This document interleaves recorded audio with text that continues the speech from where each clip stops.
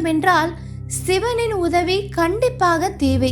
எப்படி என்றால், சிவா என்ற வார்த்தைக்கு உண்மையான அர்த்தம் சி என்றால் நெருப்பையும், வா என்றால் காற்றையும் குறிப்பதாகும். அதாவது காற்றை கொண்டு நெருப்பை கையாள்வது. சிவசிவா என்றால் வாசி வாசி என்று அர்த்தமாகும். அதாவது வாசி யோகத்தை நாம் வாசிக்க வேண்டும். வாசிக்க வேண்டுமென்றால் சுவாசிக்க வேண்டும் என்று அர்த்தமாகும்.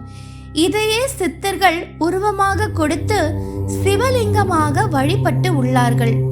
உதாரணமாக ஆதி காலத்தில் வாழ்ந்த மக்கள்கள் நெருப்பிற்கும் காற்றுக்கும் உருவம் கொடுத்துள்ளார்கள். முக்கோண வடிவில் இருப்பதை நெருப்பாகவும், முக்கோண வடிவத்தில் இருந்து பாதையாக செல்வதை காற்றாகவும் குறிப்பிட்டுள்ளார்கள். இதையே இன்றைய வேதியியலிலும் இந்த குறியீடுகளை பயன்படுத்தி கொண்டிருக்கிறார்கள். நேரா